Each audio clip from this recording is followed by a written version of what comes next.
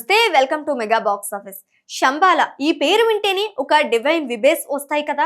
ప్రభాస్ కల్కి సినిమాలో కూడా ఈ ప్లేస్ చూపిస్తారు. అసలు కలి భగవాన్ ఈ ప్లేస్ లోనే పుడతారు అని చెప్తారు కూడా.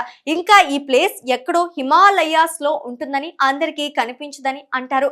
అయితే ఇప్పుడు ఈ ప్లేస్ పేరు మీద ఆది సాయి కుమార్ శంబాల సినిమా వచ్చింది కదా.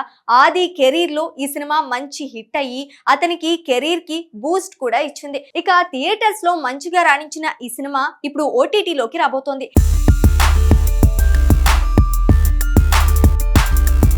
ఈ నెల 22న AHA లో స్ట్రీమ్ అవ్వబోతోంది శంబాల.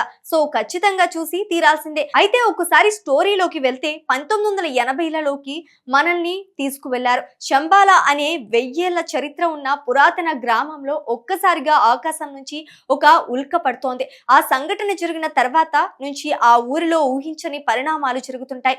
ఎలాంటి కారణం లేకుండానే కొందరు వింతగా ప్రవర్తిస్తూ హత్యలకు పాల్పడుతుంటే మరికొందరు ఆత్మహత్యలకు ప్రయత్నిస్తుంటారు. దీంతో గ్రామంలో భయాందోళనలు చెలరేగాయి. ఈ సంఘటనల వెనుక బండభూతం ఆవహించిందంటూ ఊరి జనాలు నమ్ముతూ మూఢనమ్మకాలకు లోనవుతారు. భయంతో వణికిపోతున్న గ్రామస్తుల పరిస్థితిని గమనించిన ప్రభుత్వం ఈ రహస్యాలను ఛేదించేందుకు విక్రమ్ అనే యువ శాస్త్రవేత్తను శంబాల గ్రామానికి పంపిస్తోంది.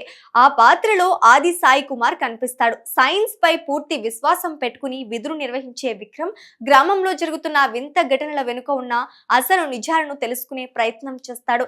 అదే సమయంలో ఆ ఊరిలో ప్రత్యక్షమయ్యే దేవి ఎవరు, ఆమెకు ఈ ఘటనలతో ఉన్న సంబంధం ఏమిటి, విక్రమ్ నమ్మే ఆధునిక శాస్త్రానికి ఆ గ్రామ చరిత్రలో దాగి ఉన్న రహస్య శాస్త్రానికి మధ్య జరిగే సంఘర్షణ ఎలా ముందుకు వెళ్ళింది అన్నదే మిగతా కథ.